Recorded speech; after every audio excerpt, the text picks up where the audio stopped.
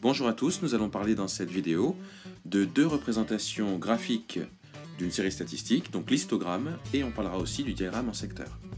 Alors on commence par l'histogramme. Qu'est-ce qu'un histogramme? Eh bien, vous en avez ici une illustration. Ça c'est un histogramme. Alors cet histogramme a été fait grâce à ce tableau.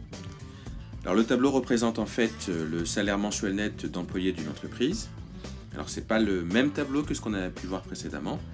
Et vous notez qu'ici, vous avez ce qu'on appelle des classes.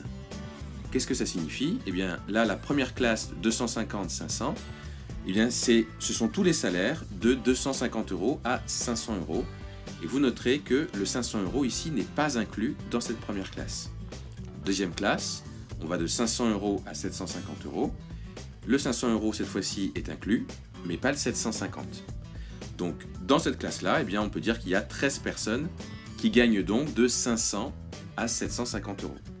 Donc dans notre histogramme, vous remarquez que par rapport à un diagramme en bâton, les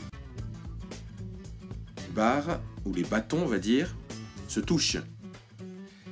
Ça c'est dû aux classes, puisqu'on va de 250 à 500, ensuite de 500 à 750, de 750 à 1000, de 1000 à 1250, etc. Donc pour la classe 250 à 500, bien, vous remarquez qu'il y a ici 5 personnes. Voilà pourquoi mon bâton il va jusqu'à 5. Ainsi de suite pour la deuxième classe, mon bâton va jusqu'à 13.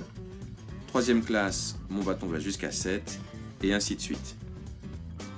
Donc voilà pour l'histogramme. On se rappelle bien, il permet de regrouper les valeurs de données en classes. Alors parlons maintenant du diagramme circulaire, qu'on appelle aussi camembert. C'est un petit peu le même principe. Il permet de regrouper des données, mais cette fois-ci dans un disque. Alors, ce que vous dit le cours ici, c'est que le disque est partagé en secteurs dont l'angle au centre est proportionnel à l'effectif de chaque valeur. On s'explique. Vous voyez par exemple ici, le 1350, il correspond au 1350 qui se trouve ici. On note qu'il y a 14 personnes qui gagnent un salaire de 1350 €. Eh bien, la taille en quelque sorte de ce secteur, c'est ça le secteur, hein, tout ce qui est en gris là par exemple, c'est un secteur.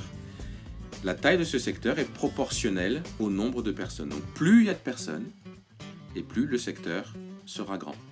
Donc ici c'est un autre secteur en orange. On a 1100 €. Il y a combien de personnes qui gagnent 1100 €? Il y en a 11. Donc c'est aussi pour ça que ce secteur en orange est un peu plus petit que celui en gris.